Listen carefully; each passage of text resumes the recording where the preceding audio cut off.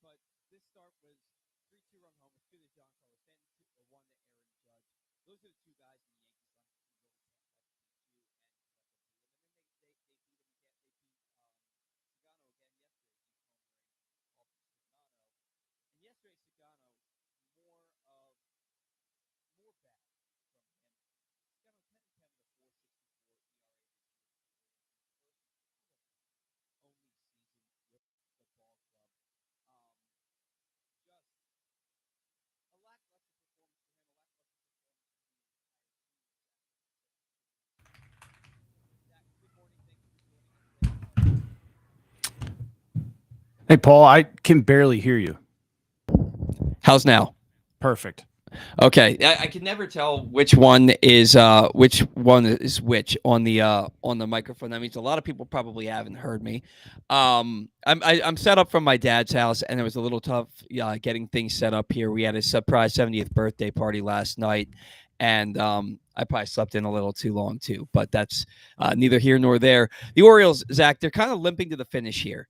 You know, they had that terrible game on Friday where Trevor Rogers gave up 3 2-run homers, 2 to Giancarlo Stanton, 1 to Aaron Judge. Then yesterday, Sagano goes out and puts out kind of a Sagano-esque performance, 4 1/3 innings, 5 hits, 4 earned runs, no walks, 3 Ks. He gives up 3 home runs, including 1 to Judge and 1 to Stanton, and 1 to Ryan McMahon. The Orioles, they're just kind of crawling to the finish line here. Did you expect a better performance out of the ball club? Especially with how they were playing after that inspiring walk-off win to close out the Camden Yards season. Were you expecting more from them against the Yankees this weekend to get momentum going into the offseason and really feeling good about where things were headed? Yeah, I mean, you would want to keep New York out of the playoffs as much as you can. And having 7 games to finish the year against them, I was hoping you would take 3 or 4 out of that and make it kind of tight on them. But they kind of just I think they're starting to plan their golf trips already. It's been a long year. Injuries have just been insurmountable at this point, and they keep happening. Holiday having to get an MRI, so he's kind of playing through probably something and not being 100% healthy. Found out yesterday Cal's been playing with broken ribs. Completely stupid in my opinion. Yeah. Basayo gets hit on the wrist. It's just been one thing after another. I think they've packed it in.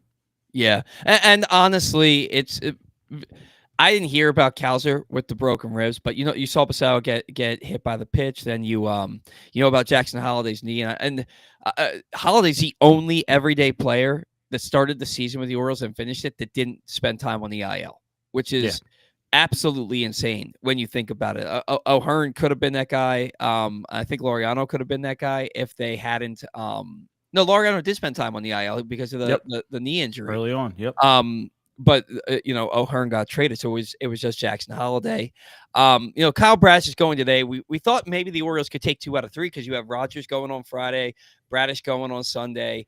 And you could end the season. I saw some comparisons to 2011 when they were playing the Red Sox and they had the ability to keep the Red Sox out of the postseason. They had that great win in Game 162, which was one of the craziest days in baseball history across the league.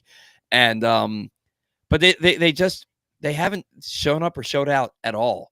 And in September, they've won 13, 14 games, but they're just not hitting the baseball.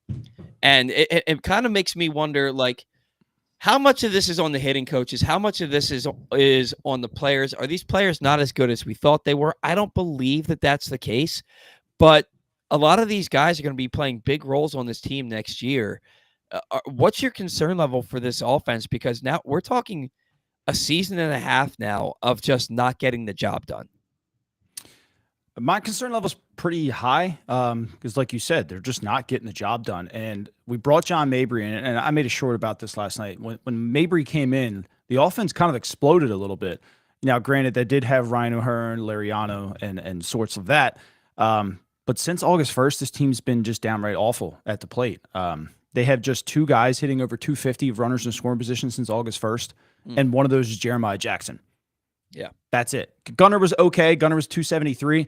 But they had 6 everyday players hitting below 200 runners in scoring position for 2 months. And that's a collective failure across the board. I don't know how you come back from that. If you're bringing the same guys back, my personal opinion, players have to be held accountable eventually, right? Eventually, you got to say, this isn't good baseball. I have 2 strikes. I got to move a guy over. Let's get this done. They haven't done that yet. That part is their fault. Mhm. The hitting philosophy absolutely sucks, in my opinion. It's drop and drive. That's all they care about is driving the ball, hitting it hard. Cool. I understand you want your slugging really high.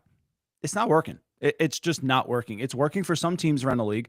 It is not working for this core group. You got to make a fundamental change.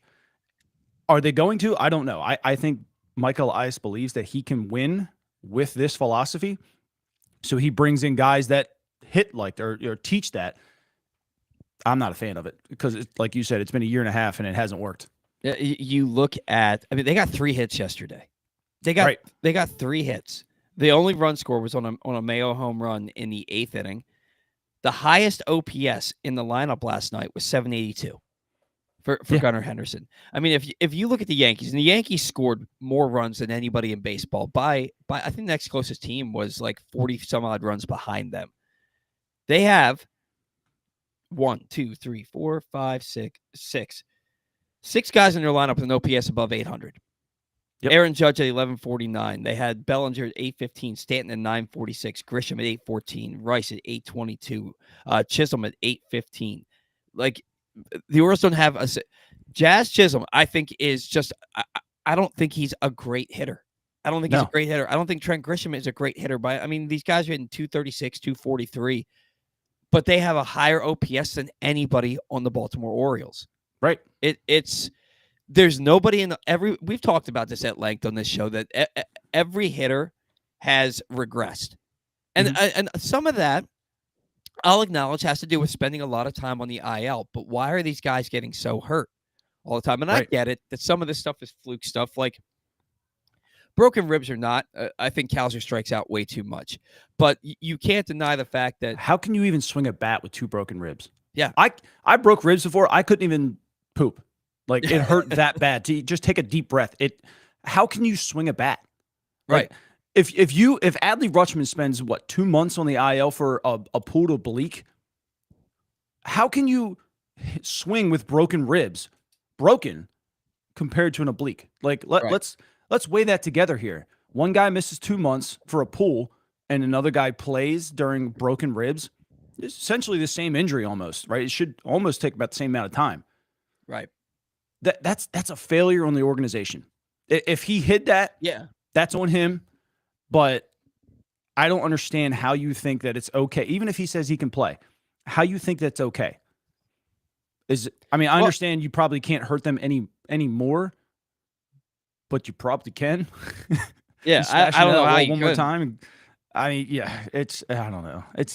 That's the little things that drive me nuts. Like, we complain about the injuries. I get it. We want guys to try and gut through it in certain situations, but broken ribs are not something that you need to kind of gut through. Like, I don't know. Well, and then and these injuries, you run into a wall and break your ribs. That's not on strength and conditioning, right? You slide in the second base and you jam your finger, or you round second base and roll your ankle. That's not on strength and conditioning. You know what I mean?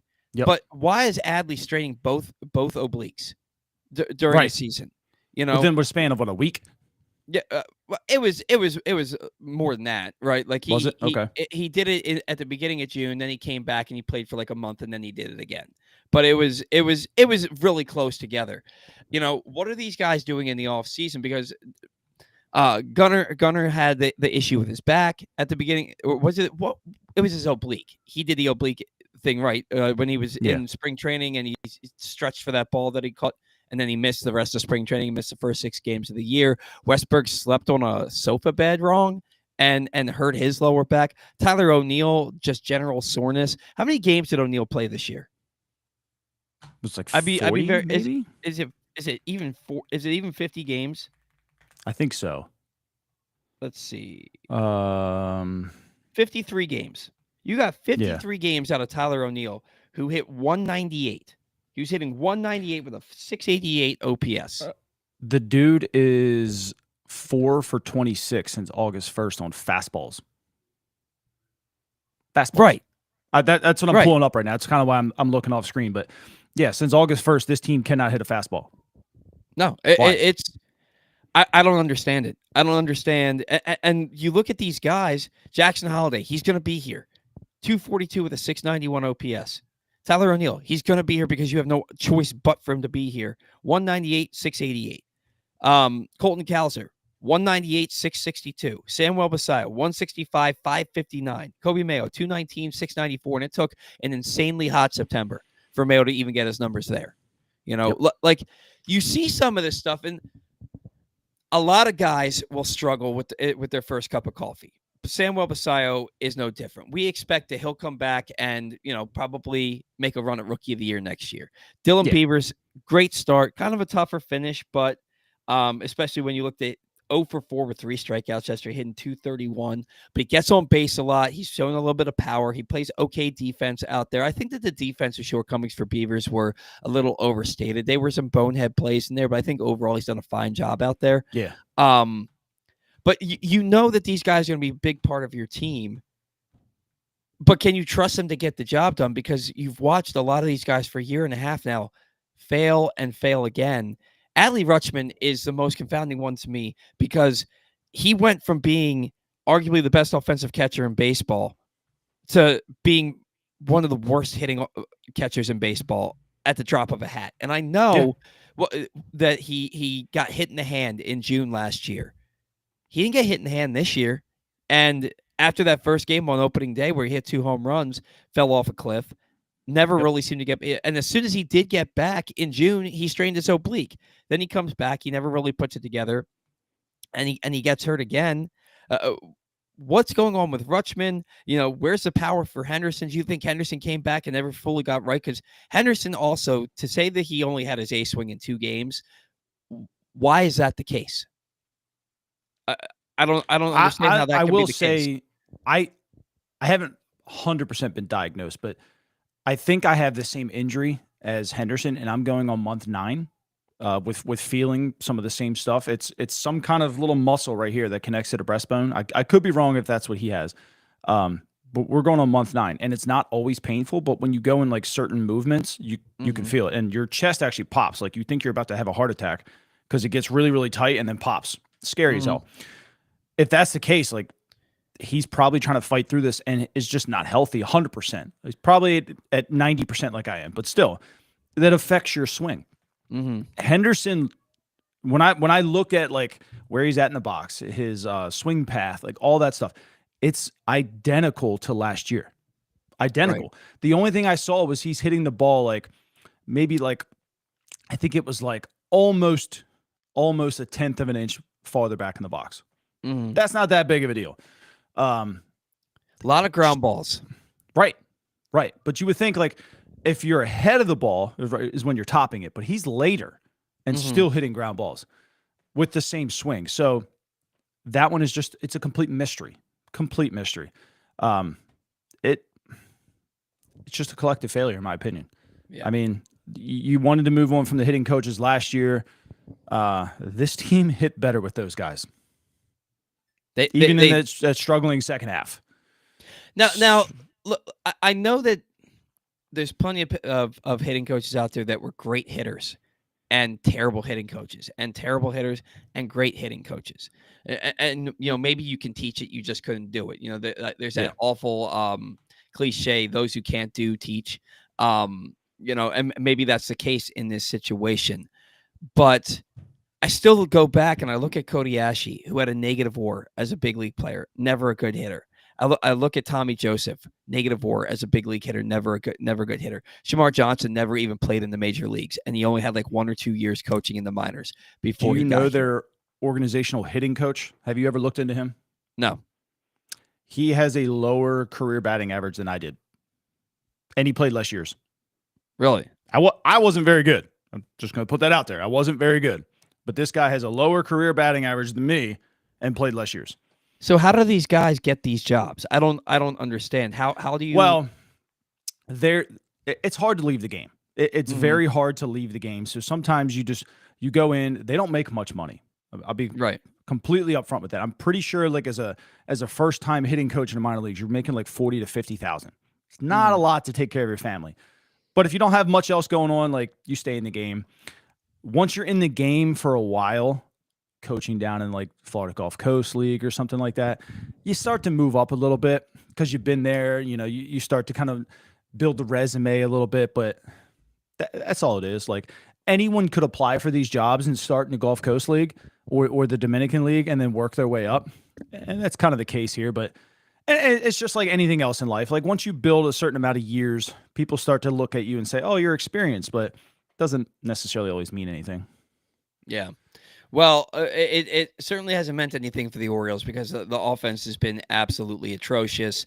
It hasn't gotten It came from better. the Giants too, when the Giants was terrible when he was there. Yeah, and so it's in part on the coaching, but it's also got to be on the hitters. Are they selling out? Are they trying to do too much? I mean, Jordan Westbrook has had a fine season, but he's been hurt a lot. And again, these were fluke injuries that's happened to him. Henderson's had a fine season, but the fact that he hasn't homered in over a month, right? Right. Like he's got 16 home runs. Jackson Holiday leads your team in home runs in 17. Now the team has over 180 home runs, which means that they're hitting the ball out of the ballpark, but they're not doing it with any consistency, and nobody's striking fear in those other hitters. Gunnar Henderson is probably the only person in the lineup right now that strikes fear in the opposition. The bats have to improve going into next season. They have to get somebody for the middle of the order that's going to strike fear in the opposing pitcher. We've talked about that at length. I don't know who's out there that they're going to be able to get. I still think it's going to end up being Cody Bellinger because I just don't think they have the – I don't think that Schwarber's leaving Philly. I don't think they're going to pony up the dough to get Kyle Tucker. And as much as I've been championing Pete Alonso, where's he going to play? And you still got to play Basayo. Are you going to keep Mayo or are you going to trade him? Are you going to keep Rutschman? Or are you going to trade him? Mountcastle, he's still under team control. Are you going to trade him? What are you going to do at that position? Then you're going to bring in somebody else on top of that who would play over all those guys. I have no idea what they're going to do to address the middle of the order, but it's got to be something because things can't stay the way that they are right now. Yeah, I mean, look, we put a lot of stock into these young guys. I'm pulling up their stats since August 1st, right? They're the worst. They have a 34% K rate against breaking balls since August 1st. It's the worst in baseball. The worst in baseball. And they're hitting 199 off of off speed, which is third worst in baseball. Mm. And you would think, okay, young guys like to hit the fastball. No, it's not any better. They have the fourth worst strikeout percentage against fastballs at 22%. And they're only hitting 230. Again, This is a collective failure. They don't have an identity. They don't go up to the plate hunting fastball or sitting changeup. They're straight guessing, and they're guessing wrong more times than not. I saw Rock Kabako, and this is not a shot at Rock, saying, oh, Kobe Mayo's had a great month. Great month. I tweeted about this yesterday. Hitting 340 over his last 14 games or whatever, 4 home runs. He hasn't hit more than a single off of any pitch over 94 miles an hour in the entire month of September. Really? He's almost hitting under 200. And he's got a 50% K rate against fastballs. So anything below 92 miles an hour, he's got 4 home runs. He's hitting 363 against. That tells you one thing. That hitch, we talk about it all the time. And it's the same mile per hour you're seeing in AAA. That's why he's hitting it. He's made that adjustment. Good for him. But this is the big leagues, and a lot of guys throw over 94 miles an hour. Do you trust that going into next year? Mm-hmm. Well, and right? here's the question that I have for you then. If they're struggling so much against the fastball, and they're aware of their numbers against off speed and against breaking balls, why wouldn't you sit first pitch fastball?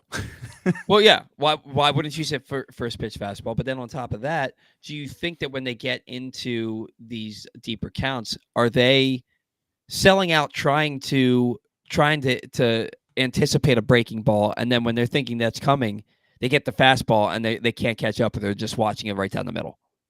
I think they're watching it. We see it time and time. So I'm pulling it right now. First pitch called strikes. I just want to see how many they take, of course, compared to other teams, but Baseball Savant just gave me a bad gateway. All right. Well, while you're doing that, I want to remind everybody today's show is brought to you by Project Game Day. Pressbox's Project Game Day is back this afternoon with your hosts Glenn Clark and Rita Hubbard, special guest Ken Zales and Andrew Stecca, and former Ravens linebacker Tyus Bowser following the Ravens-Chiefs matchup. You can watch the show on Facebook, YouTube, or at PressBoxOnline.com/Game Day. Project Game Day is brought to you by 1-800-GAMBLER, Costa Sin, Game Day Men's Health, and Live Casino and Hotel. What you got for us? They've looked at the 6th most fastballs on first pitches in baseball. Why? Right. Like why? I want to see what it is on breaking balls. Shouldn't be looking for a breaking ball in the first pitch, but I just want to see. Yeah, they've looked at 391 fastballs on an 0-0 count. 391. And that feels 220. High. Yeah, 220 first pitch breaking balls that they've watched, which that's 18th. That's fine. But that to me, would you say with 2 strikes is what you wanted to see? Yeah. Anything with 2 strikes? Anything with 2 strikes. Called strike or what? Called strike. Okay. All right. 2 strikes. So, fastballs specifically, because I'm interested to know if it's a 2-strike count and you're watching a fastball, that means you're looking for something else. 78, 4th most in baseball. So 78 strikes. Yeah. 78. Which tells me that they're looking guessing. They're guessing. They're looking for something else. And when the fastball comes, they aren't expecting it. And now when they swing, what's their average when they swing? Can you find that out? Like with 2 strikes? With 2 strikes and they swing at a fastball. Do you want to like include foul balls and stuff? Or just ball put in play? Ball put in play. Okay. 2 strikes. This is fastballs only, right? Yeah. Okay. Let's see. They've put 221 fastballs in play with 2 strikes. Actually with a 309 average. Okay. So batting average on balls. Actually, wait a minute. That's a 309 average when batting on balls in play. How about just in general? 25th worst in baseball. 25th worst in baseball. Yeah, wow. 309. Philly's the best at 405. Sheesh. So with 2 strikes. Yep. Okay. So just on fastballs in general. Just fastballs in general on 2 strikes, not on balls in play, but on everything. I'd like to know how many Ks they have. Ks? Yeah. K percentage or Ks in general? K at bats, K percentage. They are 3rd worst in baseball at 44.8. Again, 4th worst watching fastballs with 2 strikes. 3rd worst on K percentage on fastballs with 2 strikes, which again tells me that they're getting fooled because they're looking for something else. Yep, and they also have the 3rd worst slugging with 231. Right. That's bad. And so all of it's bad. And it just kind of goes to it doesn't kind of it just goes to show you the team's 75 and 86. They're 75 and 86. You can't hit a fastball. You're not going to win in the major leagues. Yeah. So you cannot convince me that this entire team cannot hit a fastball. Right. I won't. I don't believe it. I believe that there's an offensive philosophy that just isn't working for this ball club. I think that's 100% it.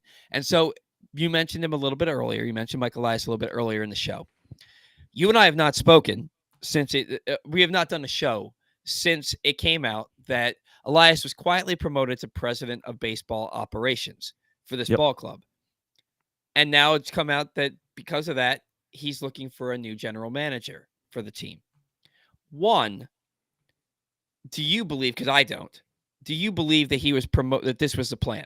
That he was promoted to president of baseball operations and he's going to go find a GM? Or do you believe that he was promoted to president of baseball operations and he had the full role, doing all the president stuff, but then also playing the GM? And then when things fell off the wagon here, I don't even think that's the right terminology, but you know what I mean. When things went off the tracks with this ball club, now they're pivoting and they're saying, okay, go hire a GM and focus on presidential duties. So the whole president of baseball operations is a fairly new role. And the GM did that role since we were kids, right? That was the GM's job. They just make a little bit more money now. And I think some teams created this role to hire GMs from other teams, say, hey, here's a new role, here's a little bit more money, it's the same job. So they probably hired him to protect him from that. I'm sure there were some rumors around from other teams, but he did the same stuff that he always did. I don't think anything changed in his day-to-day because he was already doing all that. Yeah. I think it became too much. And he maybe prioritized prospects over the major league team. I don't know. And don't take my word on that. But that part seems to never fail. Major league team does. So that's the reason why I said that. I think the GM, and I'm interested how they split it. Who takes the minor league and the prospect and the international market? Who takes the big league? Does Mike want full control of the big league team? Or does he want to stay with what he's comfortable in? Who is he going to hire? And are they going to be a yes man? Like, are they still going to listen to Mike and who they're going to hire in the big leagues? Right. That's my question. And I think it's everybody's question, right? And why is it that he has spoken to a couple of different teams, a couple of different guys from a couple of different teams to try and bring him in here to be the new general manager, and he's been turned down? Is what's happening in these interviews, because these guys, you would think they're not general managers. They would like to be general managers and run a ball club. In these interviews, is he saying, I run the show and I just want you to do what I say? Is that essentially what's going on? And then it makes you wonder, what kind of a role is the actual new manager going to have? And can it be Tony Mansolino? Should it be Tony Mansolino? And will it be? Because he's the only one who's willing to run the team as they want him to, as opposed to how he wants to. I don't think Tony's done a bad job. I really don't. Team seems to play hard for him. They like playing for him. I look, the pitching got better, but the hitting got worse. They started stealing more bases. The infield and the defense got better. I would say collectively the Orioles got a little bit better with a worse roster. Question is, can you take that into next year? I don't think so. I don't know. I really don't know. Because what if you hire somebody else and all of a sudden the manager and the GM or Michael I start beefing, and now you got this problem to start showing up on the field where you could have avoided that with Tony because everybody gets along. It's a slippery slope because obviously certain guys can elevate these players to a certain level, but if Mike wants that control, it's going to cause friction, and you're going to have another same season that you just had this year for different reasons. And are they trying to avoid that? Maybe. Are they trying to get a little bit more consistency in this clubhouse? Maybe. I mean, think about it. They've, since 2023, right? Drew French came in, so they got new pitching coaches. And then we fired the hitting coaches. And then you bring in Buck Britton and Robinson Trinos. You get rid of Freddie Gonzalez. Now you got rid of Brandon Hyde. Like, there has been absolutely zero consistency in this clubhouse for these young players. Are they taking that into consideration here? And I think they're going to. I do think Tony is probably going to get handed the job. I just don't know if it's the right call. I really don't. I don't know how you can expect your fan base to take you seriously if you go from Brandon Hyde to Tony Mansolino and then give Tony Mansolino the keys. I mean, look, we all knew that Brandon Hyde wasn't the guy to get them over the hump, but they kept him anyway. Yeah. So what have they done to show you that they're going to go hire somebody better and more experienced? Nothing. I just talked with my stepbrother yesterday for about 45 minutes about this and about why Brandon Hyde wasn't the guy. And I went through all these different things that I saw for the last 3 years and how I'm scared that they're going to make the same mistake with Tony Mansolino, but they can't. And we told ourselves last year, right? When, as they entered the offseason, the offense fell off a cliff for the last 3 months. They scored 1 run in 2 postseason games. We told ourselves they're going to add to this roster because they have to. Right. And then the guys that they added, you and I were both okay with bringing in Tyler O'Neill. If Tyler O'Neill could stay on the field. And that was a big if. And this is arguably the worst season he's ever had. Yeah. He spent more time away from the field than he spent on it, which. But you know what's funny is it wasn't just a him problem. Mm-hmm. So did he walk into just a bad situation and made it worse with the training staff that's been here and the strength and conditioning staff that's already been here? Because it wasn't just him. Right. It was the entire team. I think they had 30 guys that went on the IL this year. They used 70 players this year. Right. Like this, it's a franchise wide issue, and so every year I tell myself, well, they're going to do this because they have to. If I can see it, they can see it. They have to do this. They have to do this. And then we get to spring training and they didn't do it, or they did it in kind of like a Band-Aid type of way. I still think about Michael Elias being giddy at the winter meetings over signing Tyler O'Neill and Gary Sands. Yeah, Lord. and like I still think about that, and I'm like, God, that's embarrassing. It is embarrassing that he was that excited about these guys. Yeah. And so we're going into this offseason. We know they got to get a GM. We know they have to get a new manager who can lead, who's been there, done that, can lead this team to a World Series. We know they need to add a middle of the order bat. We know they need to sign 2 starting pitchers, and one of them's probably got to be an ace. We know they need to rebuild their entire bullpen. They probably need, at a minimum, 4 relievers, including a shutdown closer for the back end of the bullpen. Yeah. We know this stuff, and we expect it to happen because they have the money to do it. They told us that they expect to be in contention and that this year was not acceptable. But then I just feel like I'm trying to predict what it's going to be like when we get to spring training and the signing is a Trent Grisham, and for their bullpen it's, I don't know, Tanner Scott that they somehow managed to get, and we're sitting here like, well, if these guys play like they can, this is good, and we convince ourselves again that this team is going to be good, and then we're surprised when they're under 500 in May.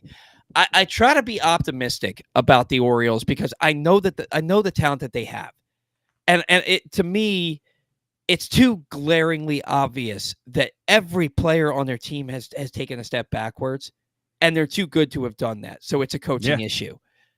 But I also just don't believe that they're going to hire somebody. I don't think they're going to have the ability to hire somebody who's been there, done that, because they're going to have to release a lot of control to that manager. And I don't think that Mike Elias can do that. I don't think he has the ability to relinquish any kind of control and not do things his way.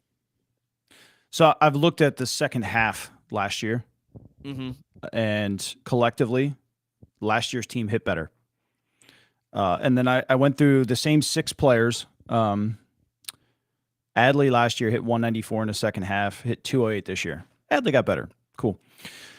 Jackson Holiday hit 218 last year, hit 225. Okay, he got a little bit better. Westberg last year, 223, 287 this year. We just know Westberg's a better player. Yeah. Cowser, 259 last year, 185 this year. He's been so bad, man. We know he's played now with some broken ribs, which I think is stupid. Ryan Mountcastle, 266, 262. And then Gunnar Henderson last year, 273, 270 this year. So your core, like you said, for the greater part of a year, hasn't gotten much better with 2 completely different sets of hitting coaches. So, like you said, when did the players start being held accountable? Yeah. Well, but then it also comes down to who's protecting Gunnar Henderson? Ryan Mountcastle, right? Right. 100%. Like it's no surprise that it's a surprise that Giancarlo Stanton's had the season that he's had, because I thought that with both of his elbows like being seriously injured, I thought that his career was on the downside. Yeah. And he goes out and puts out a 946 OPS this year, 25 home runs. I don't even think he'll have played 100 games. How many games has Stanton played this year? It can't be just under 100. Let me see. 76 games. Yeah. He's played 76 games. He's got 24 home runs. Yeah. You extrapolate that over the course of 162 games. That's a 50-plus homer season. This is a guy who I thought his career was dead and gone, but he's in a lineup that has Cody Bellinger and Aaron Judge and 2 other guys that have 30-plus home runs. The Orioles don't have that guy. They Yeah. don't have that guy. And I'm sitting there, I'm following along as I'm playing golf with my dad for his birthday yesterday, and I'm watching as Stanton homers and Judge homers and McMahon homers, who also has 20 home runs now. And I'm looking at this and I'm like, I hate them so much. I hate the Yankees so much, and I hate them because I'm jealous. Because Right. they have a generational talent in Aaron Judge. They have a guy who, until Aaron Judge came around, was a generational talent in Giancarlo. I mean, the guy hit 59 home runs, and then in the offseason gets traded to the Yankees to pair up with Aaron Judge, who hit 52 home runs that year. Like you have, and you look at a team like Seattle. They've got, did Suarez get to 50 home runs? I know he was at 48 heading into the weekend. I don't think they've talked about it much because of Cal Raleigh. because of Judge. But yeah, to your point, yeah. I mean, Cal Raleigh and him, he's got what, 49. So 40, he could hit 50 today. Yeah, 49 home runs. Cal Raleigh's got 60 home runs. And they both have 115 plus RBIs. Yeah. Arosarena's got 27 home runs. Right. Julio Rodriguez, 32 home runs. All these teams, and that's in a ballpark that doesn't give up home runs. Right. You look at all of these playoff teams, they've got that dude in the middle of their order. Except, I don't think the Red Sox have that guy. No. The Red Sox don't have that guy. I think Riley Green might be the best hitter for the Tigers. So the Tigers don't have that legitimate dude in the middle of their order, do they? Tigers? No. Not that scares you. They got guys that can hit. But yeah. Well, Torkelson hit 30 plus. That's what I mean. Yeah. He's you 240, 31 home runs. Yeah. I think Baez has he fell off. Wasn't Baez an all-star this year? Mm-hmm. Yeah, 257 with 11 home runs. He fell off. But in your division, you just look in your division, okay? And you've got guys that are universal talents. They're generational talents. The Orioles don't have that guy. And then we wonder, why is their offense bad? Well, you're expecting guys who are younger. With Gunnar and Westberg and Mountcastle, you can't really use that excuse anymore. But, Kalzer has one full season under his belt. Holiday has 1.5 full seasons under his belt. Pasayo still is just getting started. Beavers is just getting started. But you're expecting this young team to have all this offensive firepower. You don't have a single veteran in the middle of your order that you can justify as the guy that's going to put them over the hump. And thinking that Tyler O'Neill could have ever been that guy. Yeah, he hit 31 home runs last year. He missed over 50 games. Oh, he missed 60 games last year. He played 101 games and he hit 31 home runs. You're expecting a guy to do something he's never done, and that stay healthy long enough to be an impact player for your team. Yep. I think that, and there was other guys available, but yeah, I think that they went on the cheap side. They signed guys who are, if they can do this and if they can do that, they will help our ball club. Not guys that will do this and will do that. And it goes to show that your offense hasn't gotten the job done for over a year, and they have because they have nobody to protect the best players on the team. It's been an issue. I've been screaming it from a mountaintop since the end of 2021 that this team needs a legitimate offensive threat in the middle of their order, and they just aren't signing them. And I think that they know that they need to do that this year, but I'm still not confident that they will. Today's show brought to you by Glenn Clark Radio. If you missed anything from Glenn Clark Radio this week, including the legendary Jim Nantz, star Maryland edge rusher Sidney Stewart, and actor Michael Strassner, the star of the new movie The Baltimore Orioles, find those and more in the Glenn Clark Radio Week in Review feature at PressBoxOnline.com. And as always, watch or listen to GCR every Monday through Friday at 10 a.m. at PressBoxOnline.com/radio, or right here at PressBox's Facebook and YouTube pages. So I've got some concerning stats for you. I literally just tweeted this. So since July 1st last year, we're going to call it the core, right? And that is Westberg, Kalzer, Mountie, Henderson, Rutschman, and Holiday. They've combined since last year 908 for 3,718. So they're hitting 244 combined, 310 OBP, 397 slugging, and a 707 OPS, 120 home runs, 419 RBIs, 329 walks to 963 strikeouts, 82 steals, and a 100 WRC plus. The core ain't getting the job done. They aren't. That's bad. They just aren't. You watch Rutschman come up, and you feel like he's trying to hit a home run every pitch, and he just hits weak fly balls or has warning track power. You watch Mountcastle come up. Now Mountcastle has been scorching the baseball since coming off the IL. He's been hitting the ball hard, but mostly you expect him to, ground the ball in the 5-6 hole, shoot a looping line drive into right field. You're not expecting him to drive the ball out of the ballpark anymore. Kalzer, it's either he homers or he strikes out. Westberg's has, in my opinion, been the best hitter of the group. Him and Gunnar. He's also the oldest. Yeah, that's true. He's what, 26? Well, yeah. Rutschman's older than Westberg, isn't he? Yes, yeah. You're right. Yep. But Gunnar and Westberg, I think that's where you start, right? I think those are the two guys where you're like, these are the dudes in our lineup. These are the guys that as they go, we go. Put them in run producing roles. Then you've got to bring somebody else in. Rutschman, if Rutschman's going to be around next year, if he's going to be here, until he proves that he deserves to bat in the top half of the order, he can't hit higher than 6th. I agree. On this team. He just can't. He doesn't drive the baseball with any kind of authority. He isn't getting on base like he used to. Jackson Holliday, I will say, has been getting on base a lot more. He's been taking much more patient at bats, and he's been seeing a lot more pitches, working way more walks. I think he had as many walks in August as he had the entire season up to that point.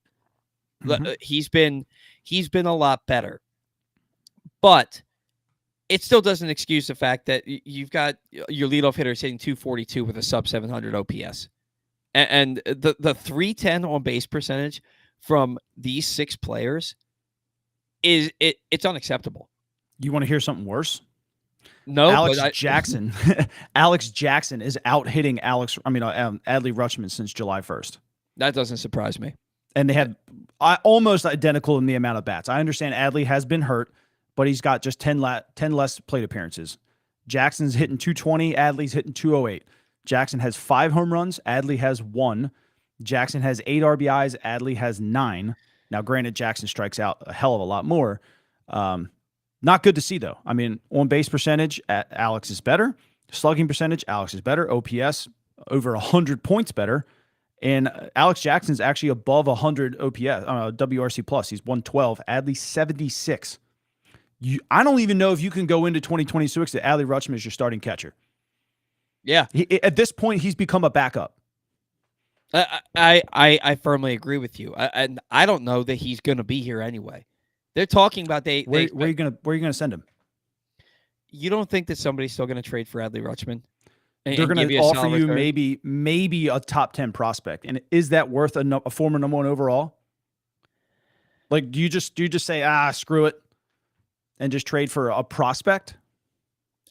Because that's all you're getting for him. You're not getting major league players for him. You honestly don't think that you can get a solid package for Adley Rutschman still? I don't. I don't know. You got a guy who's maybe only going to catch for 2 more years, and he's not a good enough hitter right now to play first base or DH. Why would you? I don't know. I don't know. Because I think that he has shown too much talent in too recent of the past. You think so? I mean, it was just 15 months ago. It was just 15 months ago that he was hitting 295, 16 homers, and 55 RBI at the end of June. In the first half, yeah. Yeah. Like, that doesn't just happen, and then all of a sudden you can't do it anymore overnight. But it has. it has, but... So since the start of 2024, he's just a 240 hitter. And we're talking 890 at-bats. He's hit just 28 home runs and just 108 RBIs. So you're looking at 14 home runs a season and just 50 RBIs a season. Now, cool. He's got 97 walks to 160 strikeouts. Cool. I'm fine with that. 17 double plays he's grounded into, and he's below a 700 OPS. Nobody's trading a major league player for that. He's below average WRC plus too. He's 99. Yeah. Yeah, I mean, That's a what your backup numbers say you catcher. are. Yeah, you're right. You're right. I have to imagine that there's teams out there that look at Adley Rutschman and they're like, we can fix this dude. We can fix this guy. He's Adley Rutschman. We can fix this guy. I don't disagree with that. I don't disagree. There's somebody's always out there that thinks they can fix you, and it's been shown time and time again. Sometimes just a different place just makes a guy spark, right? Mhm. For us, it's been Ryan O'Hearn. Yeah. So and Ramon Laureano too this year. Yeah. It's definitely possible that somebody values Adley like that. I just don't see them giving up this ginormous package for him. And I think fans are going to lose their mind if they do trade him because it's not going to be worth a number one overall player. Yeah. I think the fans are going to be upset regardless if they do trade him, not because they traded him, but because of what they get in return. I can agree with you on that. I think they can get better than just a prospect, and maybe you trade him as part of a package for something. I don't know. A package would probably work. But I'm not convinced that he's even going to be here next year. And I think that the only reason that he would be is because they're not ready to give Basato the keys to the Ferrari as the everyday catcher yet. That's the only reason. But I don't know, man. To me, what needs to happen is they need to absolutely clean house. Not with the roster, but they need to clean house with the coaching staff. And I think that if you have to hire a new manager, the only way that they don't hire a new manager, I'm sorry, the only way that they don't clean house is if they don't hire a new manager, is if it's Tony Mansolino, and then who stays and who goes. I keep saying that I think Buck Britton and Robinson Chirinos are the ones that are the only ones that are safe on this coaching staff, unless they bring in a new guy who wants to bring in an entirely new coaching staff and get rid of anybody that was here prior. Buck Britton was the major league coach until he became the third base coach in infield, and he's an infield instructor. Robinson Chirinos, his first year as a big league coach, he was the bench coach, which is like the right hand man to the Let's manager. touch on that. I think the defense now. Tony Mansolino was the infield coach prior. Mm-hmm. The defense has gotten better under Buck Britton, in my opinion. I think it has too. I think that Gunnar is a shining star for that. He's probably going to win a Gold Glove this year. I do see that John Mabry's out early every single day with Mayo and Mountcastle and other players. Mm-hmm. And that kind of also, I mean, obviously June 1st it almost lines up with when Brandon Hyde was fired and Buck was kind of moved into that role. So the two of them together have really conformed this defense compared to what Mansolino was doing by himself. And even if you keep Mansolino, like, I don't want him back in that role because they've shown that they've gotten better with Buck Britton. Yeah. Well, and you can't keep Mansolino. If he's not managing your ball club, he can't be here. Why are they having a press conference with him included with Elias on Monday? Because he's the manager of the ball club right now. He's your interim manager, though. He shouldn't be in your end of season press conference. Brandon Hyde wasn't last year, was he? Yeah, he was. He was. Yeah, he was at the end of. I mean, but he was the manager going into the next season. Right. So well, actually, he wasn't, right? Because didn't they extend his contract or something? The last day of the season, I mean, not the last day of the season, the day following, because I was so irritated. It's what made me need to go on a hiatus from the show. If I'm being perfectly honest, I needed a break. I was so upset. They just lost 2-1, scored 1 run in the postseason. They're eliminated, swept for the second straight year, and then 18 hours later, not even 18 hours later, right? They hold a press conference and they give Brandon Hyde a vote of confidence, and they say that he's going to be the manager of the ball club. He was there, like if Mansolino is going to be part of this press conference, then I think they're telling us he's the manager next year. Yeah, I think that's what's happening, and I just and you posted it earlier this week, and I agree with you. He's been talking a lot, like he knows he's the manager next year. Yeah. Because he keeps saying we got to get better.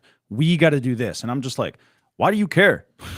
Yeah. Well, and he's and to that point, he's the manager right now. It's what he's got to say. He can't say they, you know what I mean? And And he's talking about our plan for next year is this, our plan for next year is that, and I'm like, you sound like you expect to be the manager of this team next year. Would you lose your mind if Sig is named GM? I don't think like if they stayed so consistent where they just kept somebody in house to play GM because they're still going to do what Mike wants, and then they keep Mansolino, and then they kind of retain everything. I'll quit the show. Right? I won't do the show anymore. I don't blame you. I'll tell you right now, if they keep everybody, keeping Mansolino alone is unacceptable to me. Now let me ask you. Let me flip side this though. What if Adam Jones became your GM? What qualifications does he have to do that? None. But I'm just saying. I'm not. Because again, I'm starting to really think Adam Jones is becoming the GM. I like Adam Jones. He was one of the most important outfielders that this team has ever had, and one of the best outfielders that this team has ever had. He's an important piece of this team's history.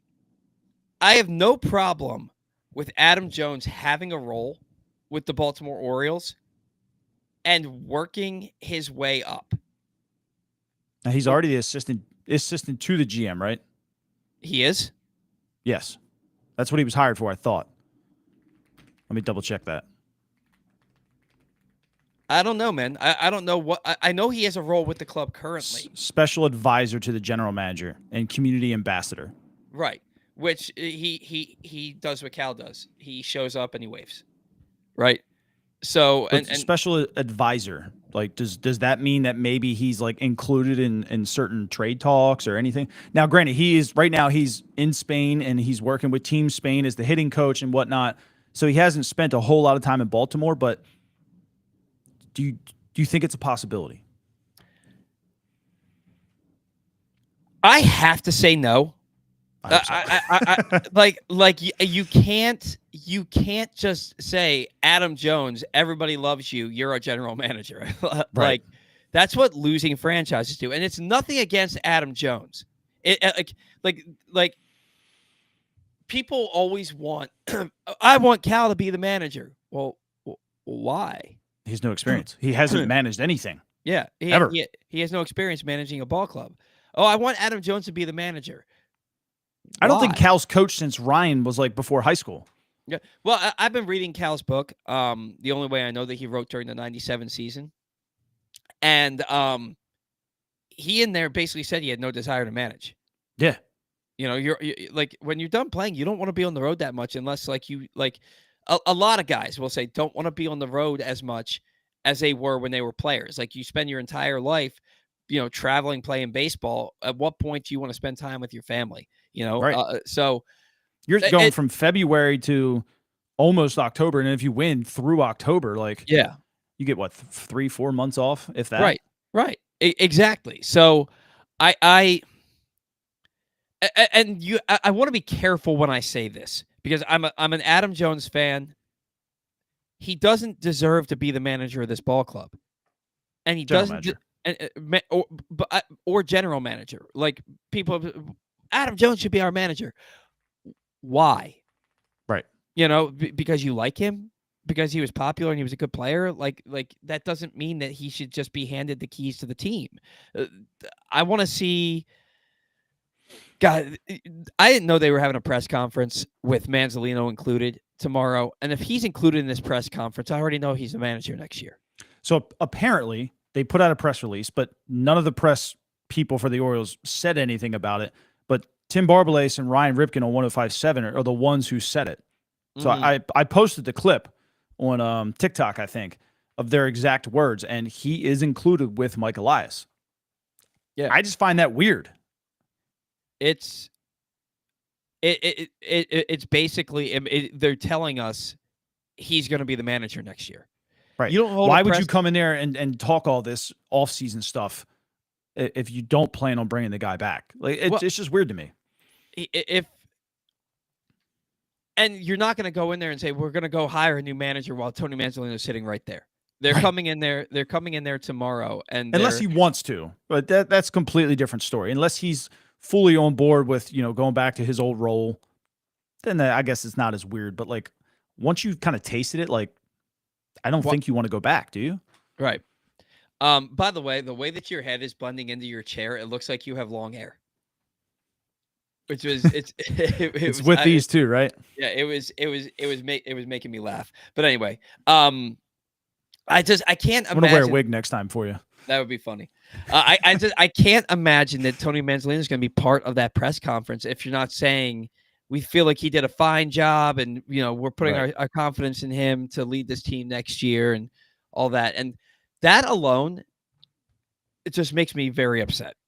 Yep. And then if you tell me that Sig's the GM and a lot of the coaching staff is returning next year, I can't do it. I can't do it. I like I'll still watch because I'm completely addicted to the Baltimore Orioles, but I won't take away from my time with my family to continue to do this if it's the status quo. I can't. I can't do it. It's and then when they aren't as good as they should be, and well, why aren't they as good? And the injuries aren't the excuse anymore. Like this team has too much talent. And I feel like they're not putting them in the best position to succeed. Yep. You're wasting this window by with the moves that have been made. And let me ask you a question. Going into next season, do you think the Orioles should be good, or should we treat this like 2022, where if they're good, we're just really happy? No, they should be good. Okay. They should be good, and they should be good because you have an owner who came out and said that he's giving them the financial wherewithal to make the moves to be in contention. They just brought in another owner, too, with more money. Yeah. Did you see that? I did. Mark, is it Ein? How do you say that? I think it's Ein. Ein, okay. You've got maybe he puts the Ein in Rubenstein. I don't know. But that was good. That was good. You've got the financial wherewithal. And I know that you're a mid-market team now because the Nationals are in your backyard. I totally get that. But you've got the money to spend. You're a very profitable organization. You're the third richest owner in all of baseball. You've got a young core that is talented, that if you bring in the right pieces, they will succeed and they will win you a lot of baseball games. You've got two legitimate aces at the top of your starting rotation. There's no reason that this team can't go out there, sign or trade for the players that they need, and get right back up on the horse next year. The expectation should not be, we had a surprise winning season in 22. We won 101 games in 23 and made the playoffs. We won 91 games in 24 and made the playoffs. Now we're starting over. The expectation should be that this season was not acceptable, and they will do anything and everything to get back to exactly where they need to be next year. And if they don't, you deserve what you get. You absolutely deserve what you get. You deserve the fan base turning on you. They were down. Rob Long said on the show the other day, attendance at Camden Yards this year was down nearly 500,000. And he was like, he's asking the audience, do you see that this is a problem? How the Orioles get back on track with that? All they have to do is win. Al Davis, baby. Just win, baby. It is as simple as that. Win, and your attendance will be higher next year than it was in 2024. People stopped coming to the games the second half of 24 because they weren't very good. Yeah. Nobody's going to go out there and sit. I mean, it was a hot this summer. No one's going to go out there and sit and watch a baseball team consistently lose in 100 degrees. Right.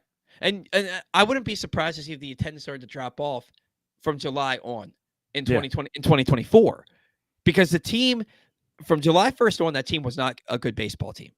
They were not a good baseball team. Then this entire season, they have not been a good baseball team. They were so bad that we're talking about their record since May 24th. They're 11 games below 500. If they lose today, they get swept by the Yankees, and they are 12 games below 500 for the season. And that's bad. And finished with a winning record in the second half. Yeah. Like that, they are not a good baseball team right now, despite the talent that they have. Like, are they good? I mean, I just read you the numbers. No. Are we overvaluing these players? Or are they just not tapped into their full potential yet? I think it's really hard.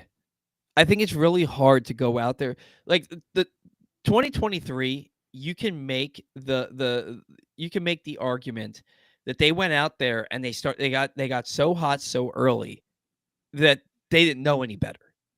And for them, they all of those guys had success in the minor leagues. They come up to the majors and they're having success at the major league level, and they're like, "Oh, we're just good."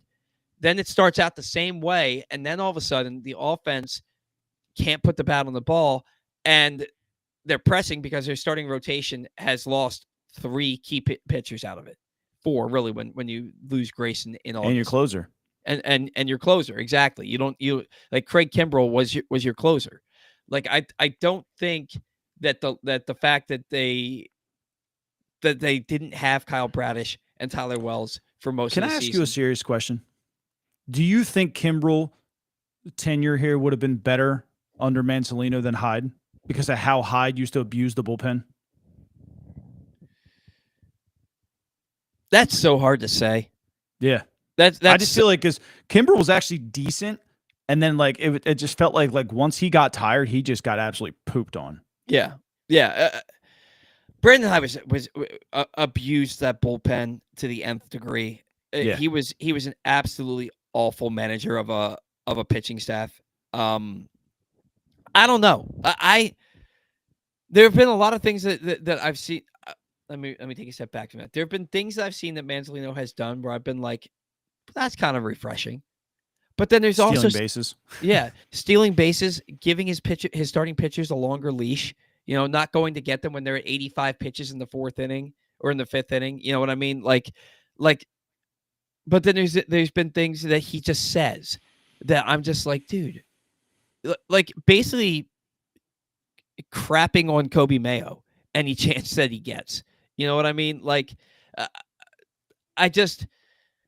and maybe that's why I don't. Do you think Mayo gives? Excuse me. Do you think Mayo gives like the coaching staff maybe an attitude, and they get a little upset about it and kind of speak their mind a little bit in the media? I think that that's a high likelihood. We saw what happened when he didn't make the team out of spring training, like the quote that he gave and all that. And the guy's competitive, but the guy probably has this air about him that his shit doesn't stink. Yeah. And so I can see that as well. I don't know, man. And it's not so much that against Tony Manzolino. It's not so much against Manzolino that I don't think he should be the manager next year. It's that I don't think you're taking the franchise seriously if you're not bringing in the best of the best to get you where you need to be. Because the Yankees in Boston are going to do that. Yeah. Like you've got to be able to bring in a manager that knows how to win. Does Tony Manzolino know how to win? He's never, maybe he does, but he's never managed a ball club before. He's an interim manager who, yes, the team played better under him, but didn't they lose like 11 of the first 12 games under him? Yeah. And then they got healthy. Like their turnaround for a team that's likely going to be 11, 12 games under 500 for the season. Their turnaround coincided with Kowser, Westberg, Rutschman coming off the IL. And then they got a little bit better when Bradish and Wells came off the IL. Like, did they get better or did they get healthier? Both. So, but again, you just read the offensive stats since August 1st. Are they really better? Not this year. Yeah. So, well, not since last year, honestly. Yeah, they've. And this is the other thing. He's almost like a caricature. Manzolino calls runs points. I don't like that. To me, it's the same thing as calling MLB the MLB. It's not the Major League Baseball, but it's nitpicking. But I don't know. I can understand that argument though, because if a lifelong baseball guy calling runs points, just it does make your brain want to explode. But I can't imagine that you can go into next season expecting to contend and going with another first-time manager again. Yeah, I That's just can't. The problem with Ryan Flaherty or Britton or Trinos. Or I think everybody looks at Stephen Vogt and what he's done in Cleveland and think they can replicate it. But the difference was, I think you have players on that roster that they understand that they're probably not the best hitters in the world, but they do what needs to be done to win a baseball game. and the Orioles don't. They're not at that point.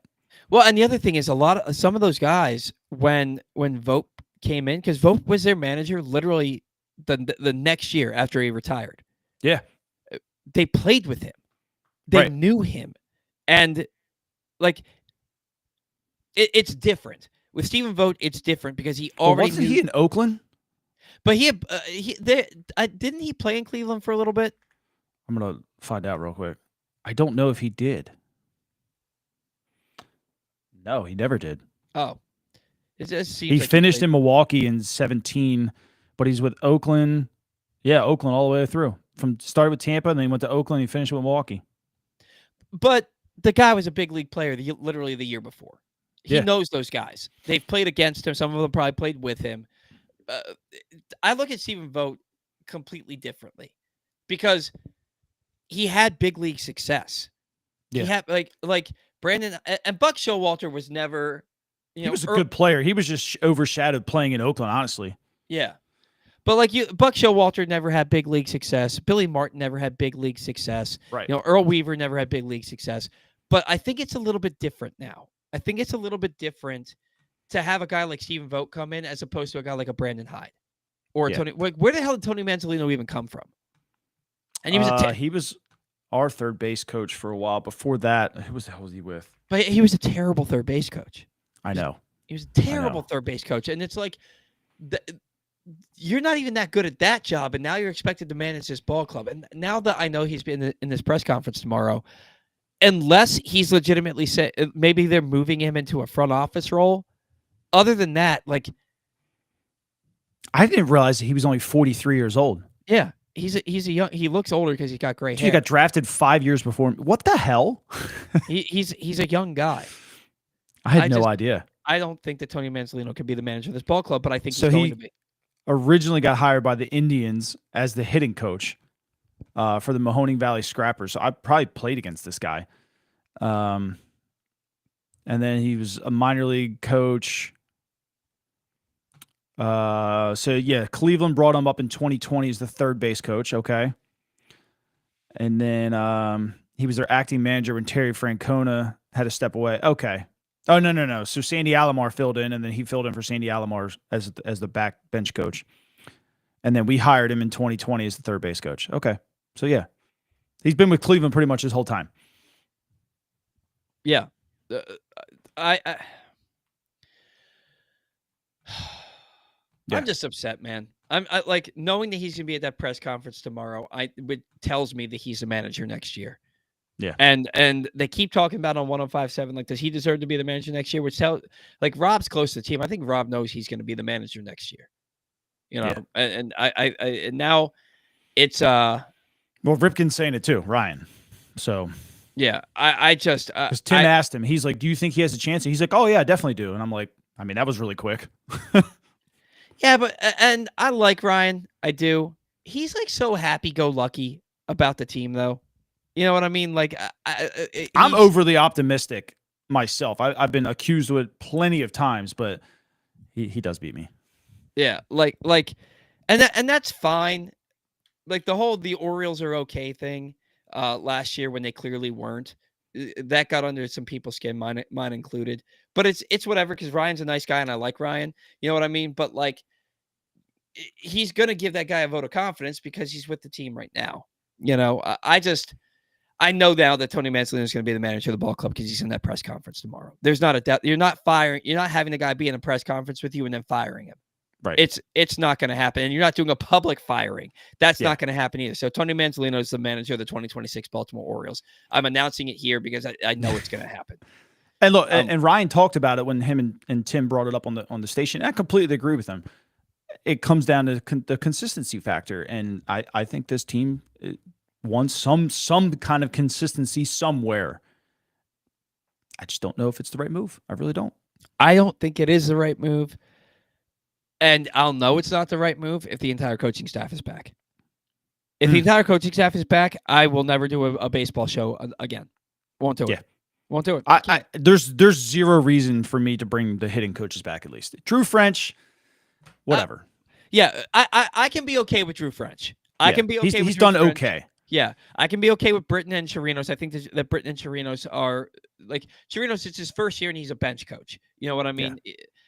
And Britton has been. I think he's done a fantastic I job do as a think our third base catching coach. got better. Once they fired Tim what Cousins. the hell? Tim Cousins, yeah. I think the catching got better. And Yeah. I think you can thank Trinos for that. So yeah, I'm with you on that. Keep Yeah. them around if you need to. Your hitting coaches. If the only people that are gone are the hitting coaches, I'm okay with that too.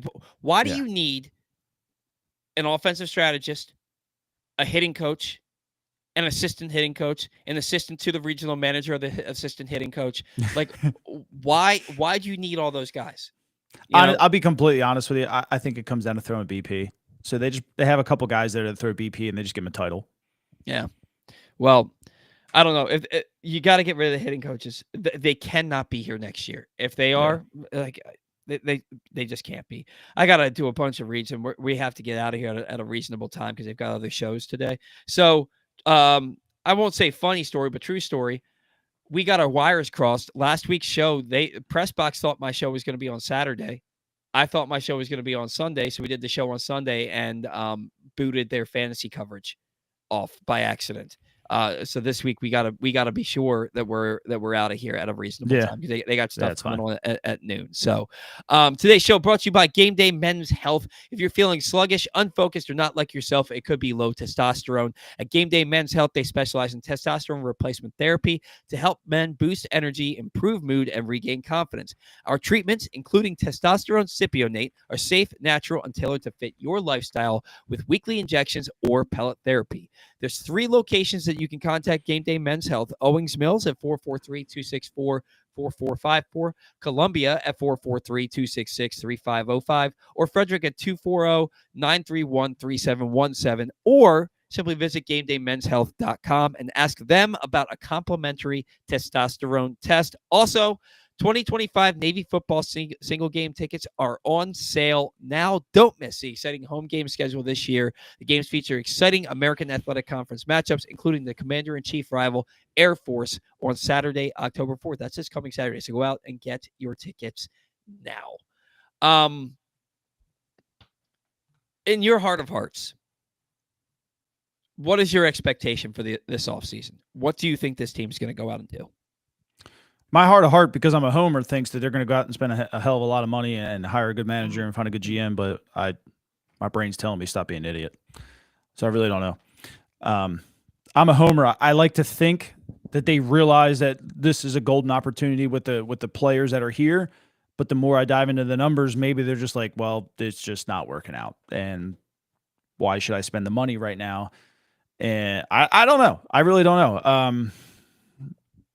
I'm nervous, to be completely honest with you, because it's a golden opportunity to get better, but the on-field product hasn't shown itself that it is getting better. Well, and that was the point that I was making a little bit ago in the show, is that they were playing some of their best baseball around the trade deadline. You know, they were taking it to Toronto. They won 6 or 7 games, and then you get rid of your entire bullpen. You trade your entire bullpen. You trade your 2 of your best offensive players. Do you think Felix did that in? What do you mean? Like once they found it, because they knew around then he was hurt, and I think they knew the severity a lot sooner than they actually said it. But do you think when they found that out, they were just like, we can't do this again without a closer. Let's just blow it up. I'm sure that had something to do with it. I'm sure that absolutely had something to do with it. I don't know. But I think that the offense just kind of, I don't think they shut it down, but I think the offense puts too much pressure on themselves because they know that they're looking at their bullpen and they're watching a guy named Corbin Martin come out to close games. You know what I mean? Like they're watching the Rico Garcias and what was the guy's name? Geraldo Rivera. What was the guy's actual name? Who I'm thinking of? Humberto or something like that. Geraldo like Humberto or something.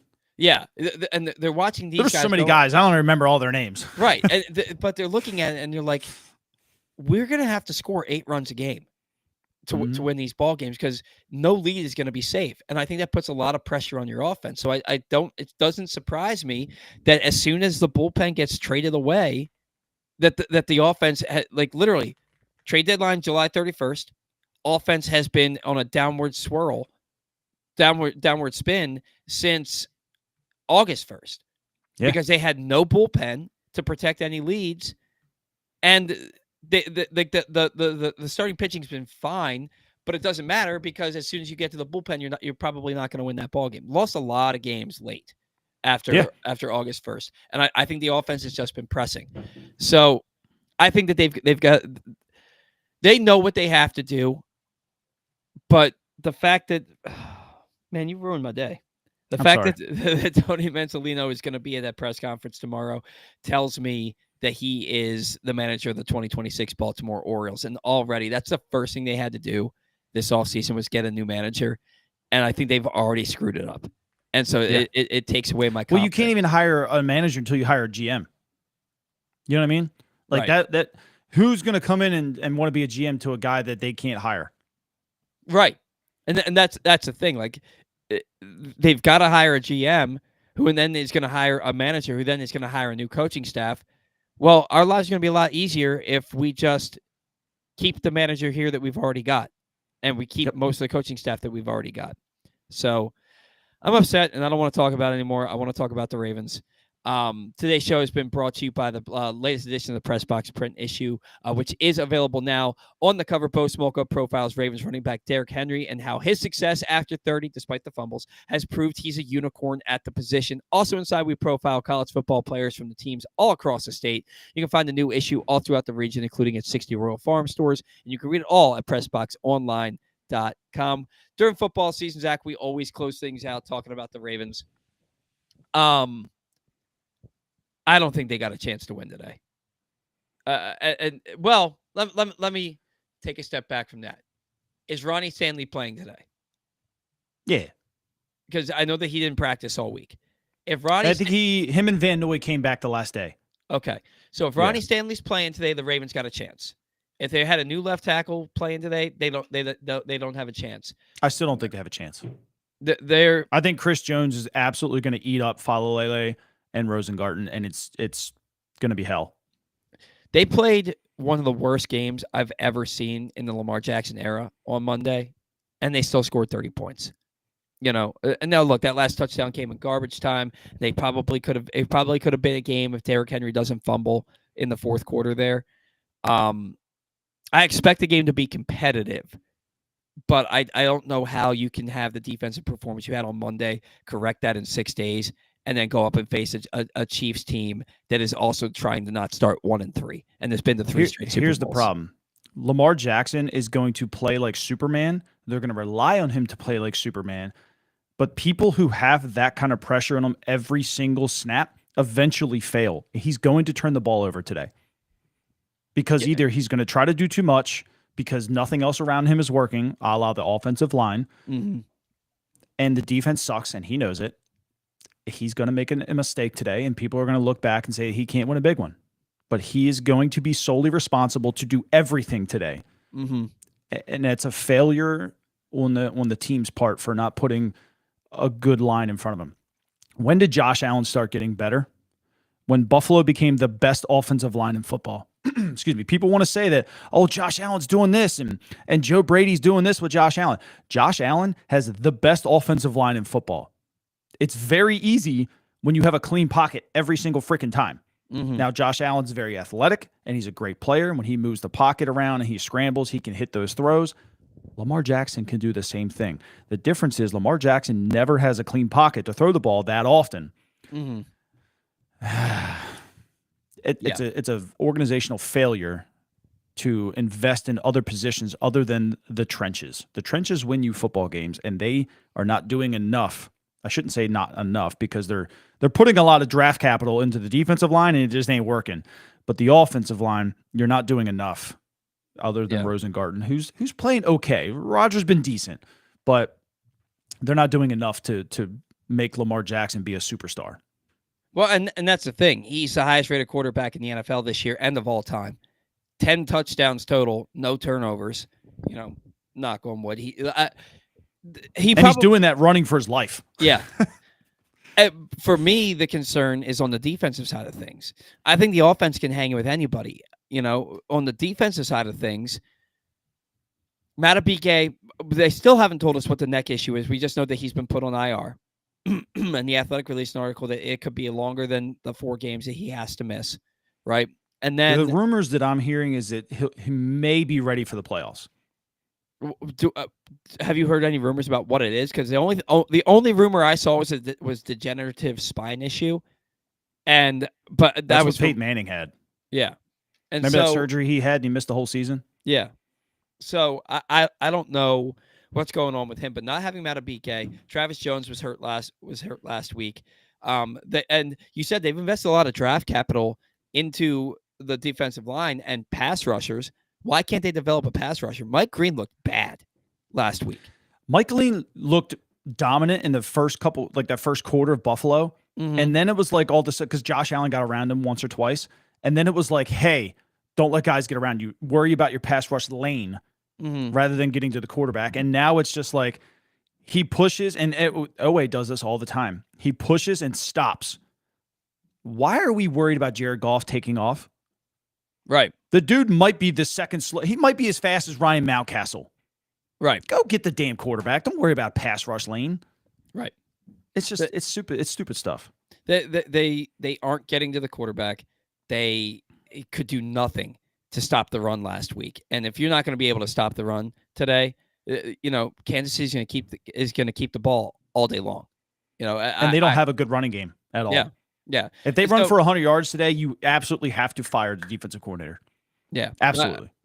So I don't know the ins and outs of a defense like you do. You know what I mean? So like I try not to talk too much about it, but it's glaringly obvious that the pass rush is non-existent, and that's a huge problem for this team. And you can have all these dogs in your linebacking core and in your defensive backfield, but it doesn't matter because a lot of these sacks that a lot of these they can't cover forever.